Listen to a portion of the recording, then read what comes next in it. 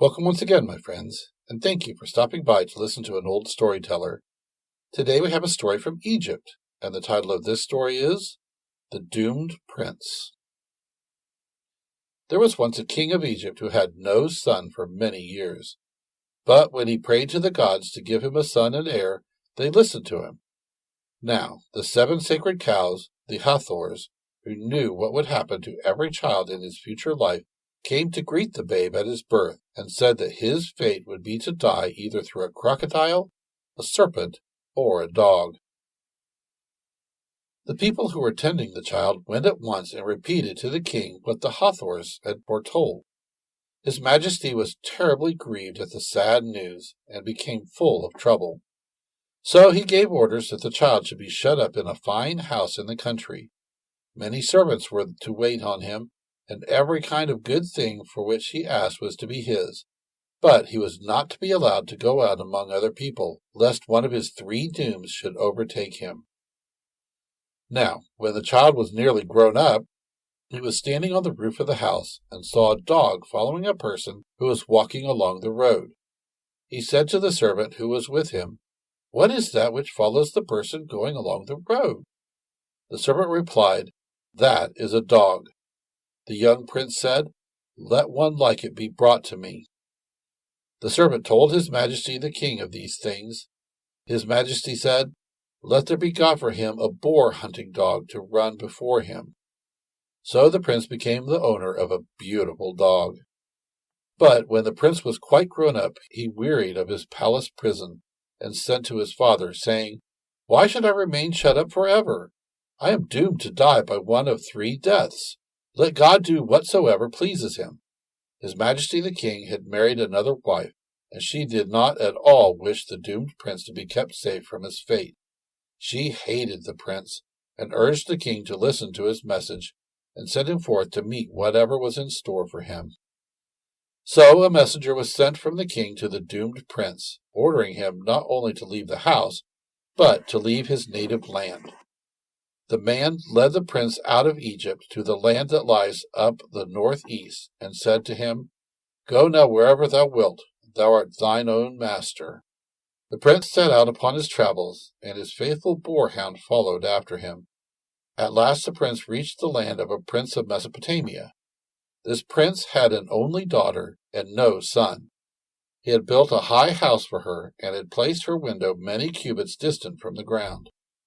Then he sent for all the princes of Syria and said to them, "Whoever can climb to my daughter's window shall marry her." Many royal youths came and tried to scale the wall, but none succeeded.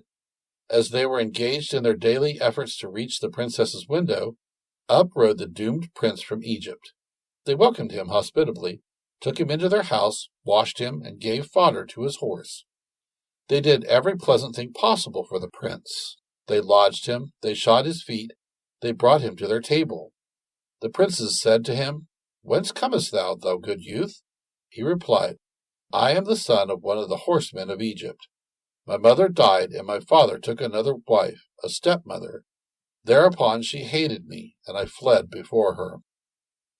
Then he fell silent, and the youths kissed him and comforted him, and told him about the daughter of the prince of Mesopotamia. They went to climb according to their custom every day, and the doomed prince stood afar off and watched them. The princess's maid stood upon the roof of the tower and watched them also, and noticed the doomed prince. One day the youth joined in their efforts to climb to the window of the princess. He not only outstripped them, but reached her window, and she drew him into her room. She loved him as soon as she saw him, and kissed and embraced him. Someone ran to congratulate her father and said, "A man has scaled the wall of the tower and reached thy daughter's window." The prince replied, "Which prince is it?" But they answered, "It is the son of a horseman who has run away from Egypt from an angry stepmother." Then the father of the princess grew exceedingly wroth and said, "How can I give my daughter to a runaway from Egypt? Let him go back again." So his messengers went forth from his presence and said to the youth, "Go back to the place whence thou earnest." But the princess loved him and would not let him go. She wept and would not be comforted, saying, "By the name of Horus the sun god, If I may not keep him with me, I will neither eat nor drink." A messenger went to the prince and told him that his daughter was on the point of death and would neither eat nor drink. He became even more angry and sent men to slay the youth.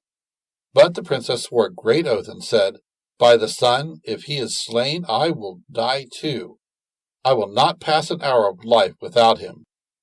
A messenger ran with all speed to her father and told him these things. He ordered the youth to be brought before him. And when the prince saw the youth, he too loved him. He embraced him and kissed him, and said to him, "Behold, thou art unto me even as my own son." The prince replied, "I am the child of a horseman in the land of Egypt. My mother died, and my father took another wife. She hated me, and I ran away before her." The prince gave the doomed prince his daughter as a wife, and he gave them a handsome establishment and many servants. All this time the faithful boarhound had remained with the prince.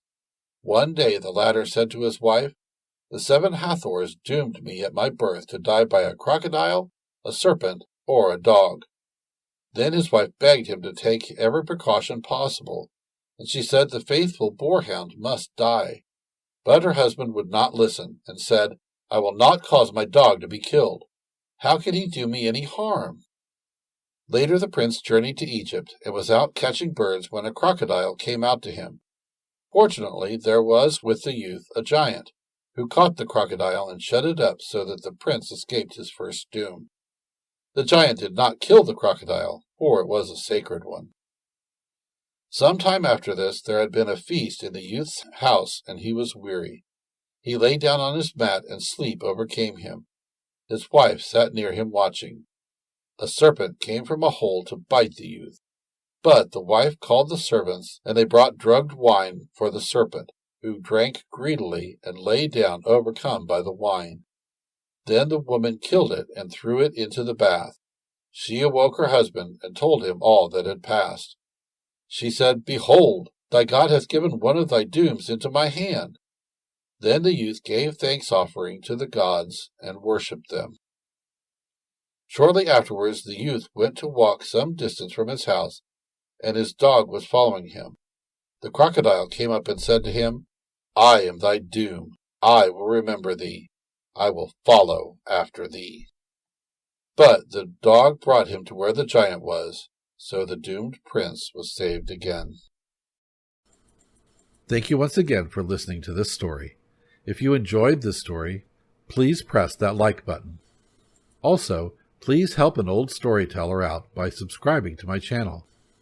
The next story will be posted in a few days, so until then, may your story continue to be a good one.